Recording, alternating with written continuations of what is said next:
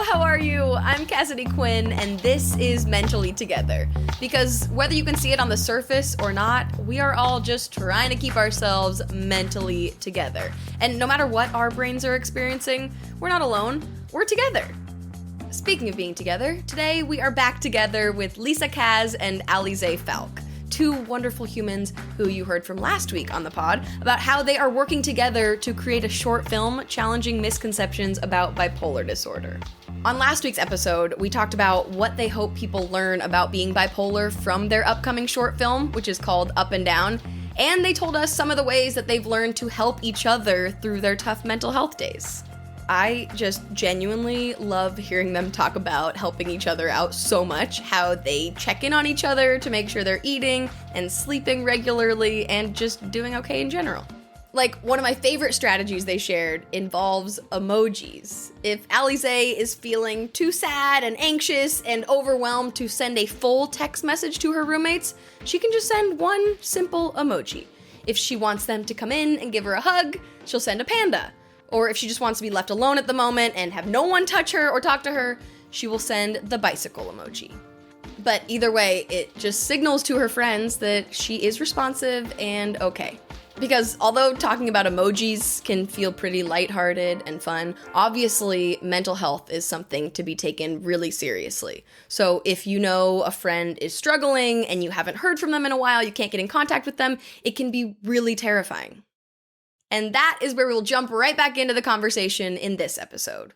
We will also hear from Lisa and Alizée about their experiences with medication when it comes to mental health, what led to Lisa and her mom being diagnosed with bipolar disorder, and how the pandemic led to Alizée finally being diagnosed with ADHD. Now, just a heads up, before we get into it, this episode does discuss some serious topics, including addiction and suicide. So please make sure to take care of yourself and listen only if and when you are ready.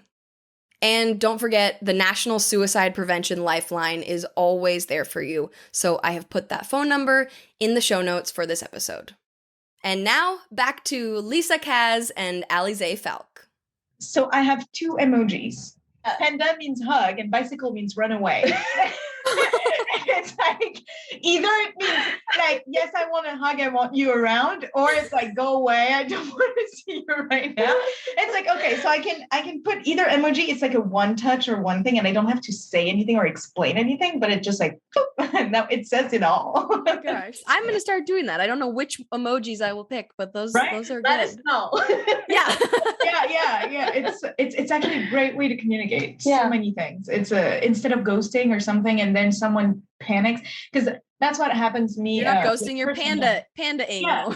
Yeah, and sometimes she sleeps in her room, but she hasn't answered to us for like 12 hours, 20 hours, or like, okay, what's going on? And usually she's just sleeping because she's in a depressed state. But we don't know. We weren't at home or something, and I'm like, she's still not answering. Like, she hasn't answered anyone and thing. So we go home, and usually when we text, then you don't answer. And these can like create panic, even though if you know someone is like at risk, you're like, well, I need to know, like, are you okay, or like, is there something? So usually when they don't answer, it's like a very much more panic moment than if they answer just one thing that's, okay, just right now they don't want to see it. That's okay. But like, if you have no answer at all and you know someone's struggling, it's like panicky mode. We get into her room to check she's breathing. Like, this is where we're sometimes we go in, we check, and we're like, oh, there is even respiration. So respiration rate is right. Okay, so it should be fine. She's fine. And then does she notice you're coming in and like you're like under her nose or like feeling her pulse? Or, we can sometimes. Oh, you're listening. Oh, okay. We're just making sure she's okay. We're like, I don't know. Also, like I don't want to get too personal, but I was diagnosed because I attempted suicide and I ended up in the hospital, and they know that. So when I'm feeling really bad, they're always like, okay, let's just make sure like she's just sleeping and like there's nothing bigger happening. And then And you say you don't want to get too personal, like you can be as personal as you want. I don't want to make you uncomfortable, but yeah, no, I appreciate you talking about this. Exactly. So those things can happen because you've thought about it for a while, and there's like many reasons why. But in your case, and what you told me is that it's a pulsion at one point where it could totally not make sense, and it just switches. And so that's one thing that when we know that there's a potential, something that happens, it might not be something that she wants to do, but for 1 second of thought becomes something real. And so when she starts thinking about this or starts having these thoughts, we have to immediately just like deconstruct them and like work through them so that they become invalid, and she can't trust the thoughts so that it doesn't happen. But it's like it's a last minute thing, which is why we go and we're like, is she breathing? She's still breathing. Okay. She didn't take one too many pills. It's okay. Like, we don't know. So we're constantly checking. Like she was saying, I never planned anything. That time, so it was in 2017, was really a spur of the moment. Like a second before, I did not know I was going to do this. Wow. And it's the whole like growing up with not being diagnosed and so growing up with depression, and you have those thoughts sometimes, but I never thought I would act on them. It was like, oh, they're part of me, but no, I will never do that. Like I would never have the courage of actually acting on them. And once you actually try once, especially when it was not planned, and within not even a second, you decided to, because it's not like we're saying, it's not, oh, I actually want to die. It's more, it's just too much right now. And that's the only way out for me. More than anything else. I think just that is like so important, I feel, for people to understand, because it's so, and obviously it's different for every single person that ever has that thought come across their mind. But like, sometimes it's hard. It's hard to know, like, why would you do that? You're like, just in that moment, things were too much. And so thank you. And I feel like it's hard to trust yourself once you've reached that point and that actually happened. You don't really trust yourself anymore because you're like, I did it once. Like, who knows? I'm not going to actually try again. And I feel like you need to find those tools where, like, for example, like, I don't know how many months ago it was, I got really depressed and I told Ali, I gave her all my meds. And I told her, okay, I don't think I'm going to do anything, but just in case, I'm going to give you everything. This way I don't even have anything I can That way I can give her meds when she needs them at the hours that she needs them, but she's not in control and she can't find them. So it was like a way that she couldn't do anything because she didn't trust techniques. And most of the time it's like, if you can't trust yourself, you also can't trust those thoughts. And there is a way to link that as well. It's like, well, right now you don't trust yourself because you think something might happen. Well, you also cannot trust those thoughts. Like those thoughts are not there and things. So they're there. No, they're real. They're there and they're experienced, but they're not necessarily what you really want and what you really deep down feel. And it's important to manage to, navigate through those questions and things. Most of the time it happened, especially when she was going back on her meds. And she was like, it's not working. I mean, and I'm like, but you're not at the correct dosage anymore. You're not there yet. And it's going to take a little while before you get to that dosage again, that you're stabilized. You're not there yet. Like, this is part of the meds. It's part of your brain readjusting. It's chemistry. It's not just in your brain and thoughts and then there's nothing. It's chemistry. It's literal anatomy, physiology, chemistry going in, molecules and levels, and it's a very delicate balance. And I feel like that's something people don't know most of the time. Like bipolar, like a lot of people that are depressed but clinically depressed, it's actually a chemical imbalance. It's not just, oh, your brain is acting up. It's like there's a connection that doesn't work, and medication helps restore that connection. And I know it's hard to trust medication, especially when you never found the right doctors and they just try to like put you under so many and like give you 7 pills a day. And like, obviously at one point you're not trusting them. You don't want to take anything. And I've been, again, like really lucky because even my psychiatrist back in France, she was always, okay, I'm going to put you on this. If at one point you don't need it, we'll just take it out. I was never under the impression of, oh, I'm going to have to take like so many pills and feel like groggy all the time. And I'm never going to be able to do anything with my days. That was never the case. And I feel like that was also something good for me. And I love a lot of people, like they use the example of being diabetic and needing insulin. Nobody's going to tell them, oh no, don't take it. You don't need it. And you're good now. You can stop that. To make it happen yourself. If you meditate hard enough, it's gonna work out. No. And I understand it's not just medication. Like we're talking about meditation. There's so many other tools that you need to combine to actually make it work. It's not just, oh, I'm taking my meds and that's it. I'm not gonna work on myself. I'm not gonna try to do therapy. Meditation, I don't care. And it's not just, I feel like it's been a trend, like meditation. I know, for example, for my mom, it doesn't work. Every time she tries to meditate, it ends up in a panic attack. So she stopped meditating. So she uses other, like hypnosis works well for her, and auto hypnosis. And that's her thing. And she's always telling me, I've been just cooking with all the tools, and one day I'm going to take from this one and the other day from this one. And it's like you start knowing yourself, see what works for you. And that's just a balance to find too in the tools. But a lot of people think like the only thing you can rely on is medication also. And I don't think that's true, honestly. It's just the overall balance. Well, and there are multiple things. First of all, like the meditation thing. Meditation, there's not a one way to do it, and that's it. Qigong is meditation and movement. Like there's many different ways to do it. Going on a walk in the sun, like that can be a meditation. I can't do the plain meditation of think about your breathing. I can't. I'm too bored. My ADHD is like, what do you mean? Take a thought and leave it out. I have 1,500 at the same time. I don't even know which one is there. And you're asking me to let them go. Like, it doesn't work. I can focus only on one. I usually relate to what ADHD is as if you had 10 channels of a TV all at once and a toddler was zapping in between the channels. Once in a while, I managed to grab the control and to get on the channel I want to be on. But most of the time, this toddler has stolen it and I don't know where it is. And it's like, and they keep zapping in between all of them, like every second, and I can still hear them all at once. I love that image. It's like, and then one of the things I want to mention about meds, though, is it's hard in the society we're in because we don't create adaptation for it to work with people in the way they function.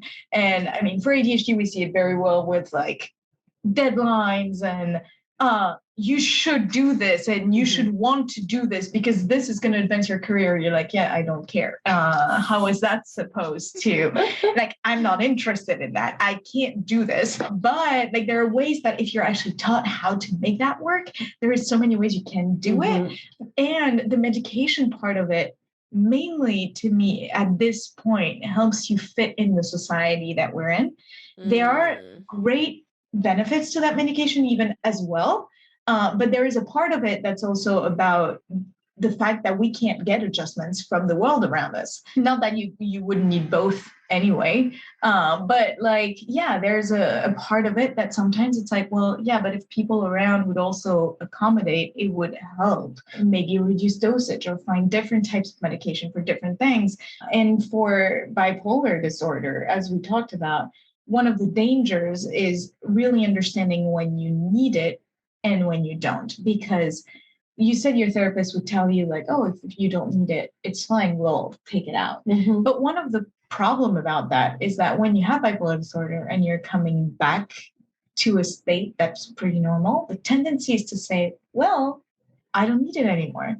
But actually, you need to keep maintaining that balance and you still need it even when you feel like you're good and you're okay. So it's a hard thing to figure out. It's not because you feel good that suddenly you don't need it. It's not because you feel good that you're actually back to a state of like what you, I use normal, but it's not normal, but like your pretty personality on the balance level. Sometimes it's like, oh, you're going up right now. You're going up, but you feel good. So you think you're good. You don't see your doctor. You don't take your meds because you're good, but you're up. Like it's you're not actually. And it's a hard balance to find when you have bipolar disorder to see, even when I feel fine, I need to take my meds. Like, and something I've learned is to never stop your medication without talking to your doctor. Yes. I don't need it. Okay, let's stop this. Like, I'm stopping tomorrow. That's fine. before being diagnosed, I had like my first big like depressive episode was in 2015. So from 2015 to 2017, we thought I was just having like those recurrent depressive episodes like every 6 months. And I would go like on antidepressant and I would get better. And actually antidepressant would make me go up, but I didn't know I was bipolar. So I would just feel so good. I would just stop them. And then after a while, I would just go back to before, take some antidepressant again, and do this over and over again, and never learn from my mistakes. This time it's gonna work. Groundhog Day. This time we're gonna do it again. We won. Let's do it again. Yeah. You know, sometimes you have to keep doing it a few times before you figure out what actually works. That's true. Yeah. But meds are always just like, and I think a lot of people also don't understand, at least for me with antidepressants, when you start it, it's not like that day you're going to feel amazing. No. In my experience, the first few weeks, you're actually going to feel maybe even worse. Mm-hmm. And then you'll one day be, at least for me, it's like one day I'm like, oh, I don't feel as bad today. Okay, I guess this is working, but the last 3 weeks have felt even shittier than before I wanted to go on them. And you need to find the right one because they don't all fit everyone. And sometimes you might need to try 5-6 different medications before you find the one that actually works for you and the dosage that works for you. I mean, I started when I was diagnosed. I still have the same mood stabilizer because it works well for me. But it's a combination for me of a mood stabilizer and an antidepressant. I have a very small dosage of the antidepressant, but I started with another families of antidepressant and it stopped working for me and I switched to another one. And I've been on that other one for like 3 years, I think. I mean, I stopped for a year, so, but. That year doesn't count. Yes, right? COVID. And we don't remember COVID anyways. It's like 2 years of our lives, like, what happened? Mm-hmm. Poof. And I was mentioned, and I mean, don't quote me on that. My sources are not exactly probably very well researched, but that I like. There is also that thing about meds and how it's treated in females because female body. Because of hormones. Yes. When you're on your period, your hormones change. So which one affects, which one don't affect. And it's not all meds, but there are many different things that happen. And from what I've seen, and there might be new things coming out, but there's a lot of the studies that are made on males for everything that's mental health. And then you get to, I need my treatment and I get the same dosage. And sometimes they just don't quite fit. And it's the same with diagnosing. We know that biologically there is differences in the type of brains between a female brain and a male brain. And then even more differences if you have intersex people. Like there's like so many different ways your brain can be, and it's not just your male and female, and it's different. Also, every brain can be different in many ways, but there are some similarities, at least in percentages, in the way you, in biology, when you're like, oh, a female brain has this and a male brain usually. And it'd be interesting to see if that changes when you changes the estrogen or testosterone in trans people. It could be really interesting. If you change the levels, does that even change your brain or not? At what age? It would be a really interesting study if they did that. But as of right now, those are the knowledge that they have, and they might be wrong, but this is what we have. And just knowing that the brain is different and different in every person, it's like, well, a mental illness then or neurological one even could appear differently in female and males. It's like, this is why I was never diagnosed with ADHD for the longest time. I got diagnosed like 2 years ago, a year ago. Me too. Year and a half ago. Year and a half. Yep. Yeah, because COVID threw me to complete imbalance. And that's when I figured it out. I couldn't even recognize myself. Like, I really did not recognize myself. I was like, this is not me. I never gave homework late in my life, and then I was in school and I was like, who cares? It's like homework, and I was like, I don't know, I don't recognize myself. Like productivity. What is that? Sorry, what? I'll do this 2 minutes before class. And usually I was the kind of person overachiever, wake up at 7 a.m., ends at 11 and do all the work and do extra work and like haven't done everything before because I didn't have time. And then I was like, well, how'd you say this? I don't care. Great. I don't recognize myself. What is happening? Yeah. Oh, okay. So I've had ADHD my whole life. And it wasn't diagnosed because my hyperfixation is learning. So I went to school and I liked learning. So because I liked learning, I had my hyperfixation on learning, and people didn't recognize that this meant that I could have ADHD because I was good at school. Mhm. So then suddenly it's not possible. And this is not what happens because my hyperfocus was on that. Mhm. Yes. Oh my gosh. I relate to that so hard. Yeah. I love hearing you talk about all of that, obviously, but about like the studies when it comes to various mental health struggles, like are only done on certain types of people. Like with ADHD, I've read a lot about, yes, the tests are on like young boys and Mhm. specifically white boys. So then like white boys get diagnosed with it, but everybody else is just like, no, you're fine. You're fine. It's not ADHD, whatever. Mhm. So Unless you present yourself as a white boy's symptoms, yes. you don't get diagnosed.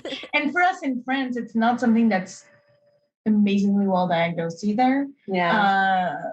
I know a few people that have been diagnosed with it, but it's not something that's widely spread. Mental health in general in France is either you're completely out of the ballpark and then you get diagnosed because you're like far out, but anything that's not a type 1 of everything Mhm. doesn't really always get diagnosed, or like we don't really talk about it as much. It's not, wellness, mental health. These things are not really things that are as talked about. We don't have mental health days.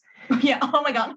That's not a thing. Or even extensions and homework. Oh yeah. I came here to the US. I was an exchange student in Minnesota, and they gave homework extensions. I was like, what do you mean? What is that? And they were like, well, if you're unable to do your homework for like any personal reason or things like that, like they can give you an extension and you can give it in later. And I'm like, you don't just get a 0 if you didn't do it. And then that's it. Yeah. Maybe you could get an extra work, but not. I mean, I feel like it also depends on teachers, like in middle school, high school, but like in law school, I can tell you like extensions. But even in high school and middle school, it's not widely distributed. No. You might have 1 or 2 teachers that are going to be understandable, but it happens one time. You don't like. Yeah. It's like, okay, you used it up. So yeah. And that's it. It's just also counselors in schools. We don't have counselors. I was like, we have the like at the infirmary, we are supposed to the have the nurse that is also able to counsel you a little bit, but not in the same way at all. It's really interesting. It's really different. But yeah, no, I think that's being more of a thing that like is emphasized, or I imagine that it's communicated more to kids now, because there was probably a counselor in my middle school and high school and college, but it was like, oh, I would only go there if I'm at this absolutely horrible, can't do anything else level. Whereas now, I didn't start going to therapy till not even a year ago. And I'm like, oh, wouldn't it have been cool if I had gone when like things weren't horrible, when I was just like, let's just go and talk and, keep the support figure out something. Yeah, exactly. Instead of like waiting until it's at the, horrible. So now I can't do anything anymore. So can you help? Right. And now just like calling this counselor is taking all of my effort. So maybe I, would have been cool if I knew the counselor sooner. Oh, sure. You also need to work through some mental health things when you're okay, because that's the only moment that you also have balanced thoughts. They're not like, I suck or nothing's working, nothing, like when you overreact to everything, like everything, and then you see your therapist and you're like, they're trying to calm like those thoughts. But when you're okay and you're able to work through those thoughts when you're okay, it becomes easier when you're not to work through them as well. And I think that's important to do that. It's something my therapist tells me all the time. Like, we challenge some of my thoughts. Like, I'm going to have something like, I'm going to be very harsh on myself. She's like, okay, let's do a triangle. So we go through like the thoughts that come to mind and like the feelings, the actions, like, I don't know, I'm going to be crying. I'm going to shut down. I'm going to feel depressed. I'm going to feel sad. And then we just walk through evidence that proves that thought wrong. And then we come up with something that's more useful. And those thoughts, I have them on my wall. She's like, okay, just write them down. And she made me put like an alarm on my phone every single day so I would practice them. Because she told me, if you don't practice them, that's not when you're depressed that you're actually going to use them. Because your brain is already like, no, I mean, I don't trust anything you're telling me right now. So obviously I'm not going to trust things like positive things you're trying to tell me. So she's always like, when you're feeling good, that's when you practice and practice. This way you can use those tools when you're not feeling good. Yeah, that's just that makes so much practice. sense. Like, it just takes so much practice, and I feel like everybody could benefit from therapy. In general, everyone. Mhm. And I feel like sometimes that's also the like, you always have some perks to some things, and when you have a mental health disorder, you end up having to work on yourself and work through stuff, and nobody does because they don't have time. They're just too busy with their lives, and just with society, like you were saying, we're always doing things and we have so much to do. So there's no time for that, self-care, and we're kind of forced to do it. And then we realize, okay, that's actually like learning about yourself is actually pretty useful for any area in your life, Have you been putting off a visit to the doctor of any kind for way too long? I'm talking a flu shot, an x-ray, or even therapy. I know how that feels. You know you need to do it, but sometimes it just seems so difficult. That's why I've started going to Zoom Care. With locations in Oregon, Washington, Idaho, and Colorado, Zoom Care offers same-day doctor visits that you can book online or from their app. Yep, you don't have to talk to anyone on the phone. They even offer mental health visits where you can speak to a board-certified mental health provider in person or through video. That's how I've been going to therapy this year, all on my webcam from the comfort of my own couch. Oh, that reminds me, I better go book my next session. If you're ready to make an appointment of your own, head to zoomcare.com. That's ZOOMCARE.com. Now, back to the show. I know I can be open about all this because my mom, she's very open about it, and I'm going to make a documentary about her. There's no limit to what she says. So I know I can just go all in. She was diagnosed when she was 48, and she had her first panic attack at 24. And her way of coping with this was alcohol. Because one day she had one beer and she realized, oh, I'm feeling better now. And, and then that's how it starts. And just because of addiction, doctors, they just focused on that and tried to get her out of it. And they never actually diagnosed the bipolar disorder because that's all they were saying. Addiction. And we have to focus on this. And eventually she had to go to the hospital, and we told her with my sister, okay, you're not getting out until you're really better, because she tended to do 3 weeks, and then she would come back home and she would get drunk to the point where she would have to go back. So we told her, okay, right now, if you have to stay 6 months, you stay 6 months, until you really feel better and you have all the tools. And that's when she was diagnosed.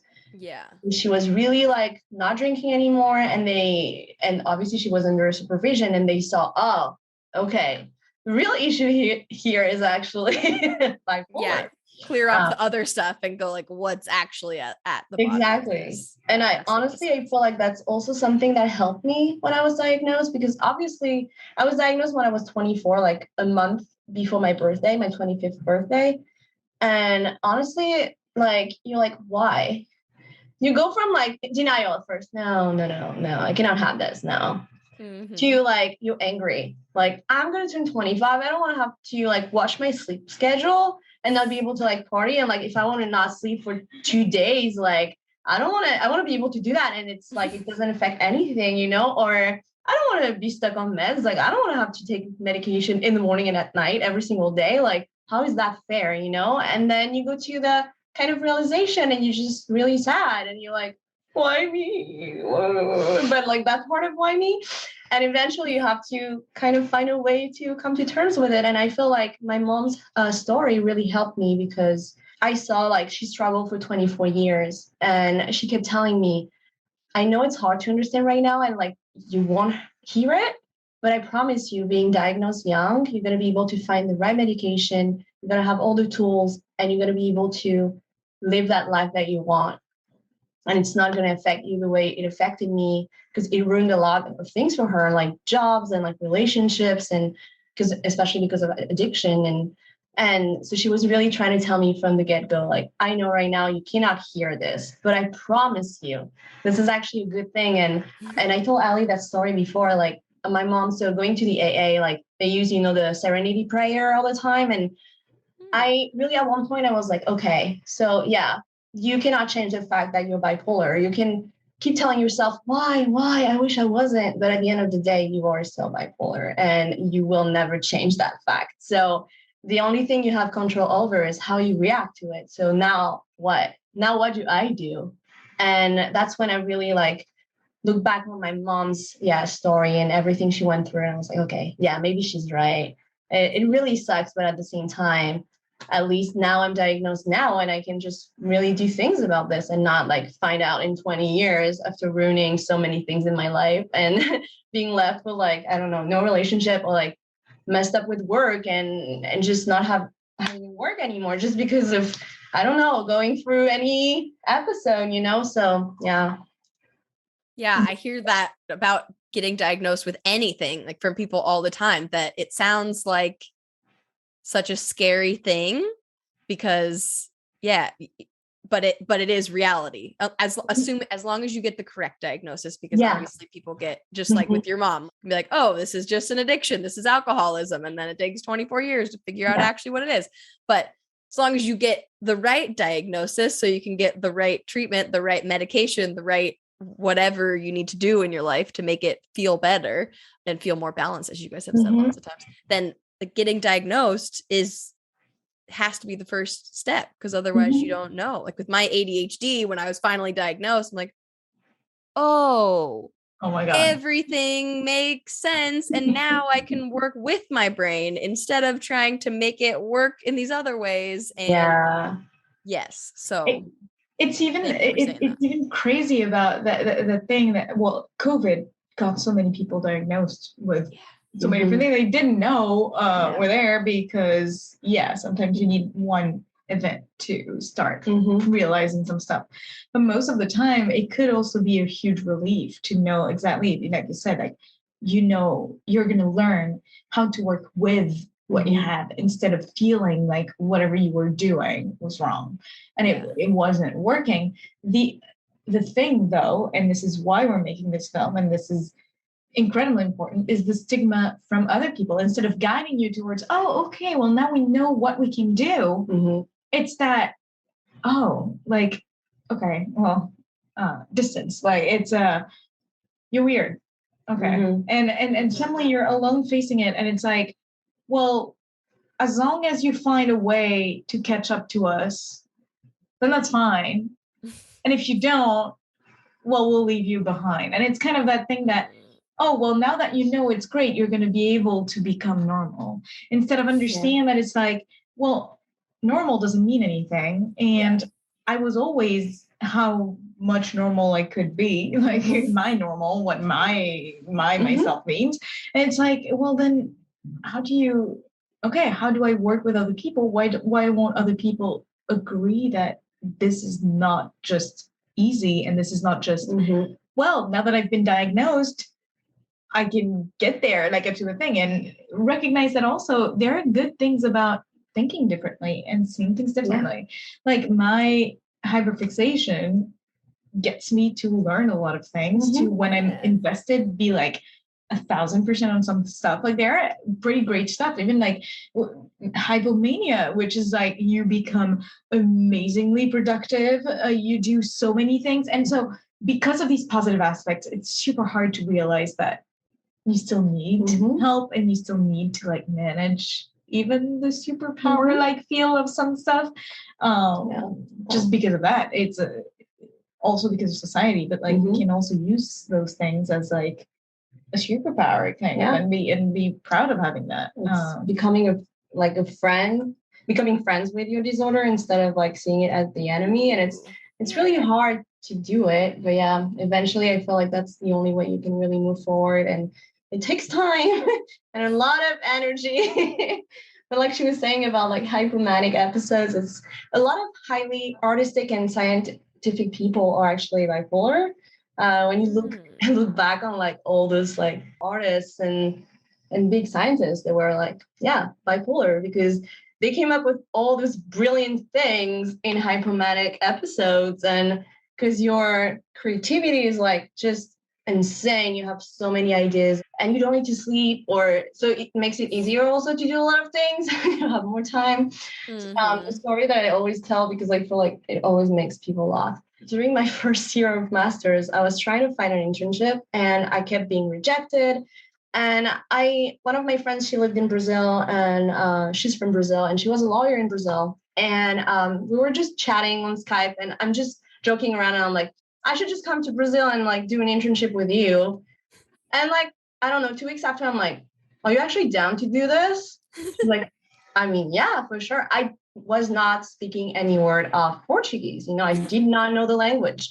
I learned enough Portuguese in 3 months to be able to write petitions, legal petitions, with a template. And that's how like your brain can actually work when you're hypomanic, which is like looking back, I was like, oh yeah, how did we not know I was bipolar? It makes sense now. It all makes sense in retrospect. Like with ADHD that, okay. I still have those moments where I remember things. I'm like, oh yeah.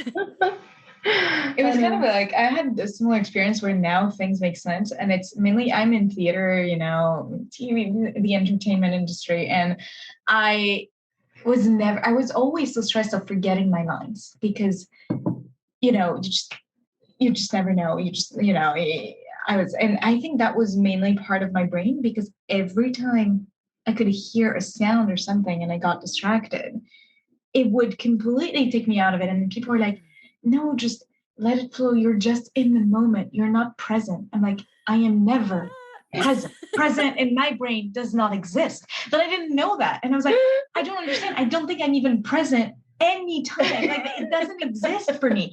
And the only moment where I got praise from a teacher that told me this was like beautiful is the moment I went on stage and I just said all my things, but I wasn't there. I had no clue what just happened. I left. Oh my God. And then they were like, oh, this was so beautiful. And in my head, I was like, speak slowly. Just stay here. Look, speak slowly. And then that's it. And I was like thinking about nothing, doing nothing. I'm going to tell you that on set. Yeah. And then I just said, say your line. Just say your line. Don't think about it. Don't overthink. And then I left and I was, oh, there's that one that was beautiful thing. And I was like, I was bored. I wasn't there. I wasn't doing it. I wasn't there.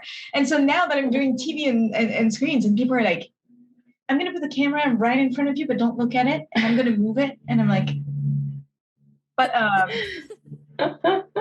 have ADHD. Like, if you move something around me, I'm going to see it. Yeah. No way my brain doesn't catch up. So I'm like, look at the fixed font, look at the fixed font, look at the fixed font. And I look completely crazy because I don't look natural. So I'm working so hard right now to figure out how to be on sets and acting without being like, oh, you. And then someone says, can you cry? And I'm like, what do you need? And it's like, I completely, it's a battle. I'm getting there. But it's like such a fun thing when you're like, oh, but now it makes sense. Because yeah, I have ADHD. So now all of this makes so much sense. This is why I hate it.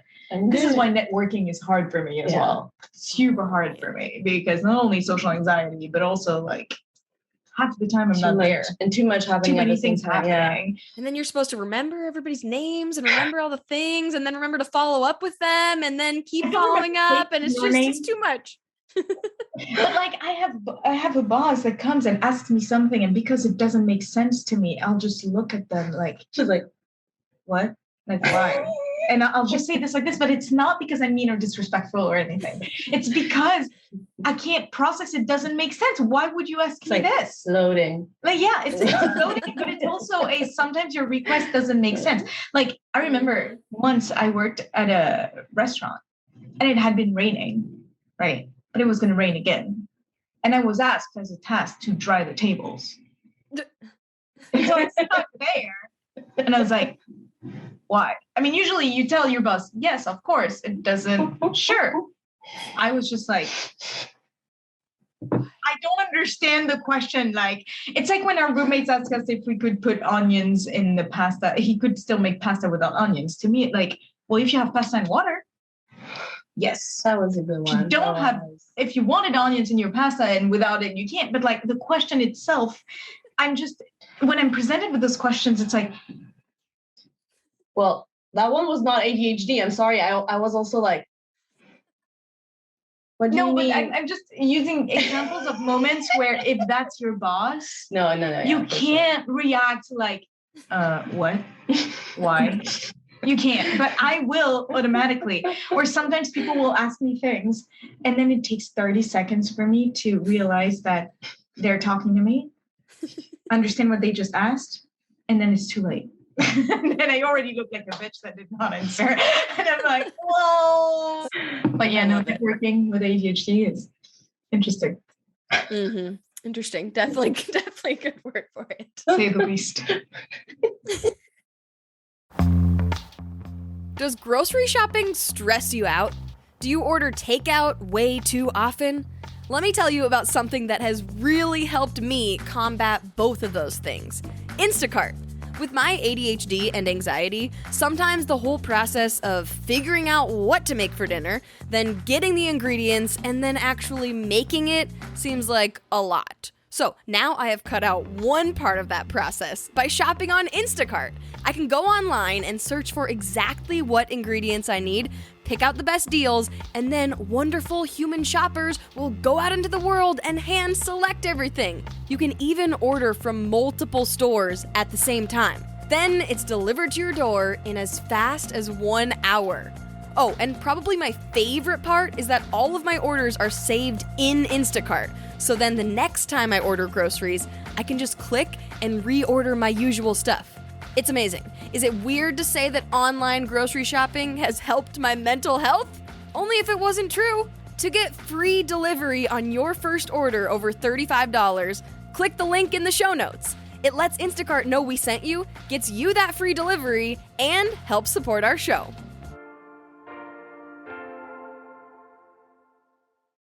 Now we have a few questions from our friends on the internet.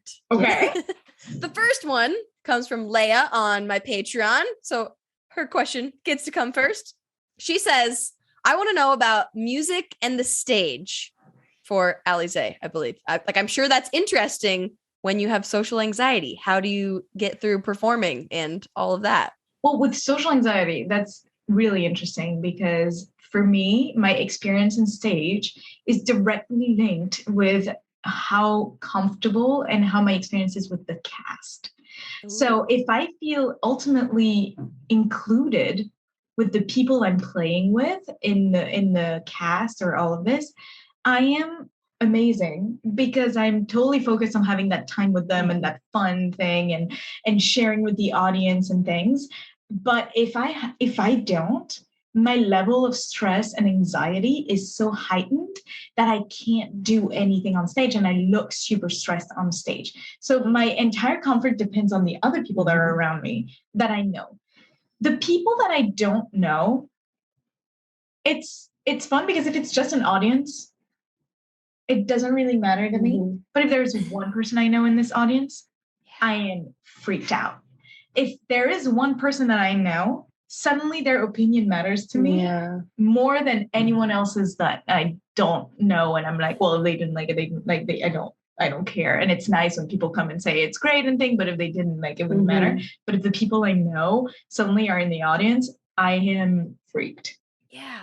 I get that. It gives that, but my stage fright is different than the social anxiety that happens to everyone and doesn't have to be linked to the social anxiety, and it can exist as well, mainly because you're showing up yourself on stage, who you are. It's not like something that's easy to do anyway, especially when, you know.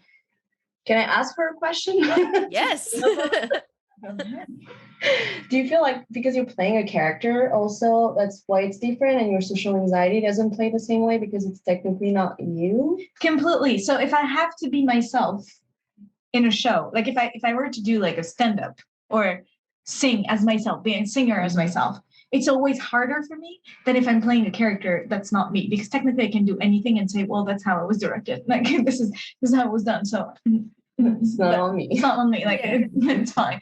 Plus, it's fun because you have so much creativity and possibilities, and it's not you. Mhm. If I have to do like something where it's myself, it's a lot harder. Mhm. And I agree with that because yourself is being judged. Then again, my entire job consists in like trying to find a job and audition every day and getting judged for who I am every day. So I'm getting used to it. So I'm getting used to that. It's getting there. 90% of my job is to get judged. So I mean, Yeah, that's the way to put it. Yeah.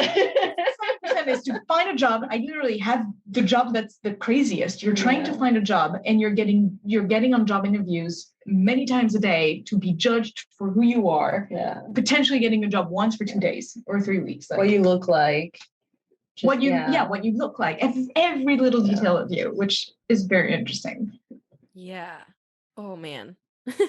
And then as far as social anxiety, it's way more about who you're working with and the Mhm. environment that was fostered for you to work with. Yeah. Which is very hard because when you get into auditions as well, when you're in acting, you have to show yourself and your personality and who you are to the people casting. And I'm like, I cannot go uncontrolled. You won't be ready for whoever I am in 15 seconds. Like you can't. So usually I'm not myself. And to be yourself, you need to be really like, I don't know, comfortable. And then it's like, well, I don't know you. You're interviewing me. I'm not comfortable with you because you're here to judge me. And She's not talking about you. She's talking about Right. the I am here to judge you, Okay. but yes, no, I get it. Yeah. but In the audition room. like- Yeah. it's like, yeah, it's nerve-wracking because they just all look at you and suddenly you're supposed to be yourself and you're like, hi. Yeah. Yeah. Yeah. That's me. Please like me. No, yeah, No. it's hard to be yourself. You don't know who you are, so.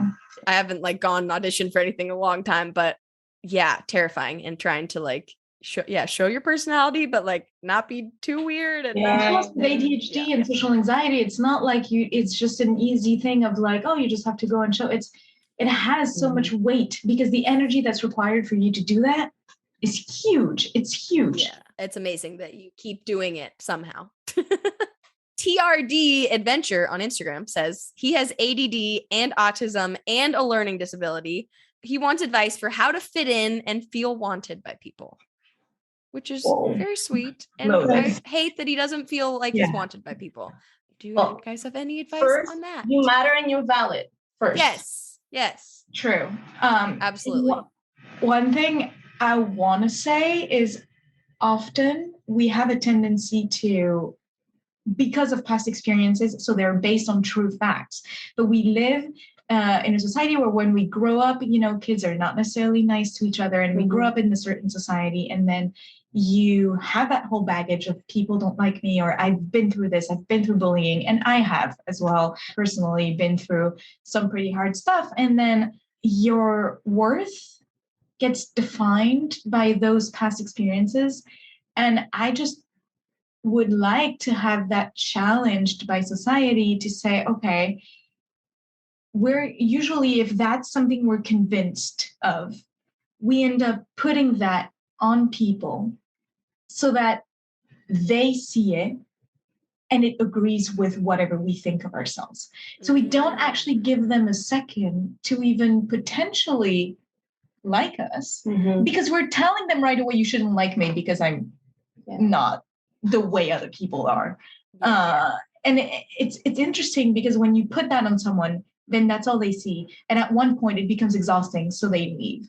And one way to fit in is to remind yourself, I think, at least for me, that people make their own choices. If they want to leave, they will leave. But as long as they're here, I'm not going to make the choice for them that they shouldn't be. And I'm not going to like undervalue myself saying, I'm not worth it. I'm not all of that. That's for them to decide, whoever they want to spend their time with. Like, that's not me. The only thing I have to decide is, do I want to spend time with this person? Right. And if I They do, decide I'm not worth it. Cool. I don't need them anyway. So great. And something that was super hard for me was to accept that friendship moves in the end. And when one's not ready to lose that friendship, it's hard. It's heartbreaking. And going through the fact of accepting that relationship moves. They don't just always stay the same. And sometimes they just don't always stay at all. It's not necessarily bad and it's not dramatic and it will happen, but it doesn't mean that it's not worth it to have those people in your life at one point. Yeah. I feel like to go back to what you were saying, it's also like, for me, I don't want to be a burden on anyone. So it always like comes in the way for me, like in friendships or like romantic relationships. I'm always like, ugh, okay, that's just too much. And sometimes I tell her, I'm like, I'm bipolar, I'm queer. I'm like, I start like checking all those boxes. I'm like, oh, that's a lot for one person to handle. And she's like, and she keeps telling me, if they don't want to like get to know you, that's their loss. I'm like, that's fine. But it's still hard for me. I'm always like, why? But it's almost like you're doing a reverse curriculum vitae, so a resume. Instead of putting all the best things and like amplifying how amazing you are, the first thing you put is like, I'm bad at this and this and this and this and this, and I suck. Conclusion, I suck, you shouldn't be friend with me. Here is my resume. And then it's like, if you accept that, then we can move on and I can show you the good parts. You accept the conditions. To accept the conditions, and then we can be friends. And it's like, well, maybe first show them a little bit of who you are being great, and then casually introduce some things and see if that works. Instead of being just like, if you don't agree with all of that, bye-bye. And I'm saying this in the perspective of in a relationship where you have the control, that's the thing you have the control over. Then again, people are all different, and there are some people that will be okay and that will be completely supportive, especially if we keep breaking down stigmas, teaching people how they can support other people and how they can help with the different needs of people that have, because there's so many different ones and they also don't fit everyone. So sometimes there is a conversation that can be happening. It's to like, well, I have a tendency to do that.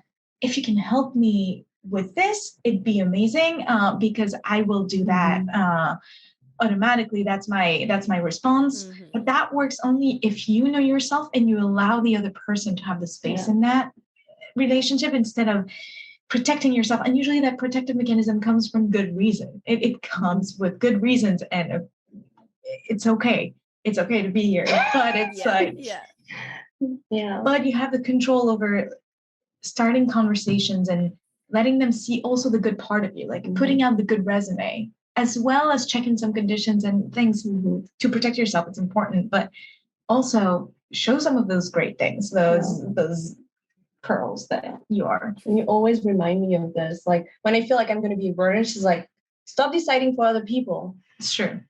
Tell you that. She's like, if we want to be your friend, we're gonna be your friend. Like you're not deciding, like you just leave before we have even like started knowing you. Stop doing this.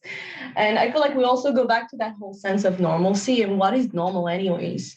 It's like nobody is gonna fit everywhere anyways. It's just you need to find your people and need to to find that like it circle. It takes a while. It takes a long time. And being patient is extremely important, and it hurts in the meantime. I'm not saying it doesn't, but it does take time. And then there's those few people that you have and that you keep, and those 4 or 5 people that you have. But I feel like there are more like misfits out there than we think, and more people that feel like this than we think. And I don't even think one person fits. No, that's true. I think people tailor themselves to fit. But I don't think one person actually fits what is demanded. I don't think a person naturally fits everything. There is misfit, they just tailor themselves and take parts out, add parts in to fit. But I don't think any of them do. But we're going back to normal. What's the point of reference? What are all the conditions that are like normal, and then you compare yourself to, and you're like, oh, and I don't fit here. Yeah, they're not even the same compared through history. So true. Yeah. Very true. Gotta get into philosophy now. The world is changing. Hopefully we'll get there. Yes. And Gotta stay hopeful. Yes. And then Zozo wants to know, for Lisa, what is the biggest misconception about bipolar disorder you want to address? Well, the reason why I'm making this film and I'm focusing on type 2 bipolar disorder, because like I was saying at the beginning, like we see like those big manic episode where people like really go insane and, and like, it's just, I guess for just the show that they do this because it's like, I don't know, it's more show business. Like, I don't know, it's more spectacular than like, just, amp it up a little to make it more dramatic. Yeah.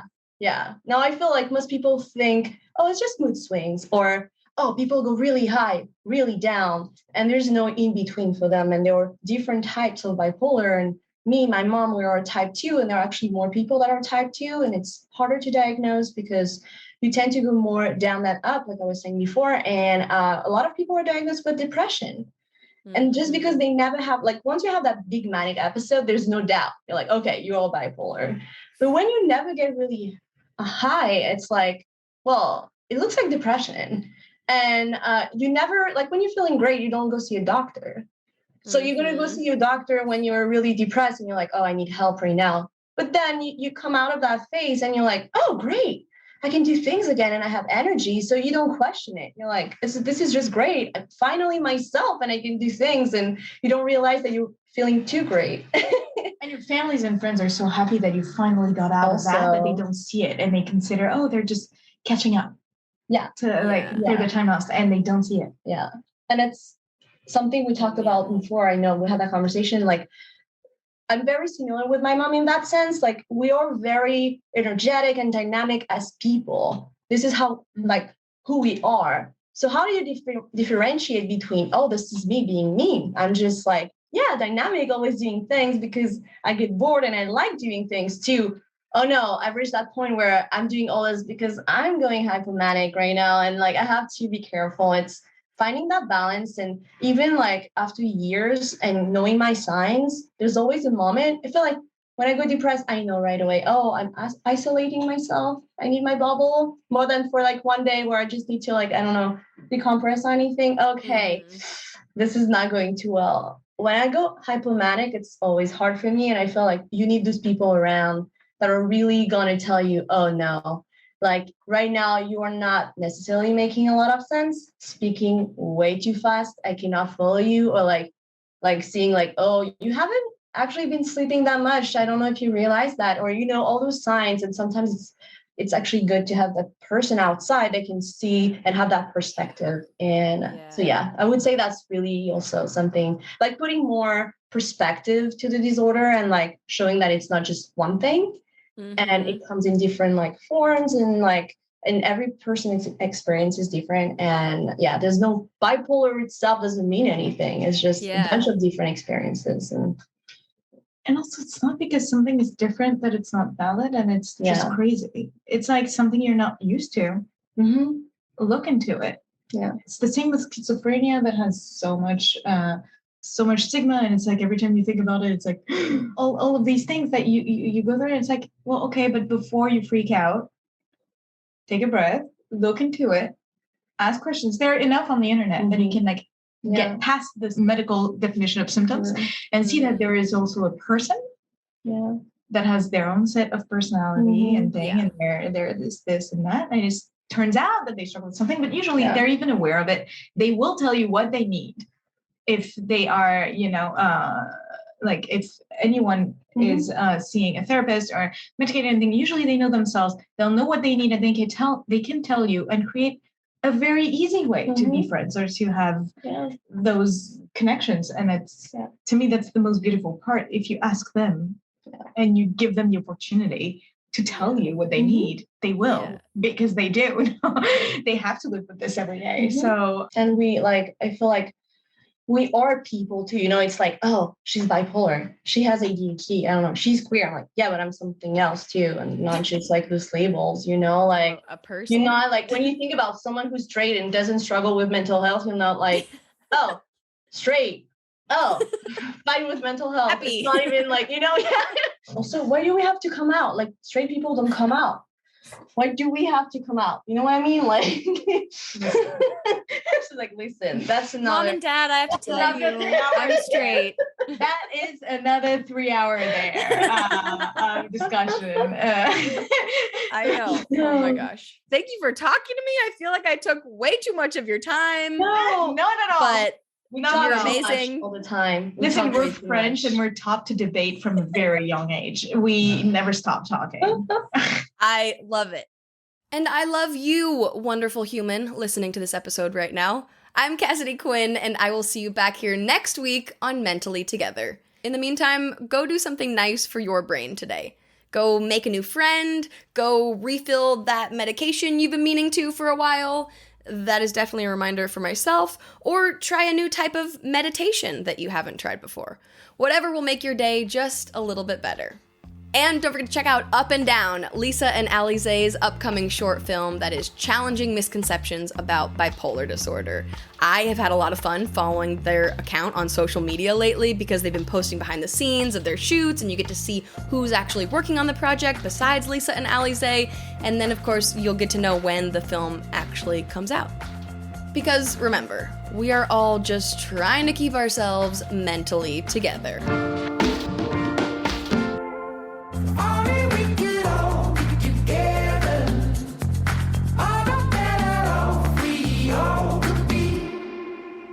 Mentally Together is produced, hosted, and edited by Cassidy Quinn in collaboration with Koba FM, a podcast network that is all about community, baby.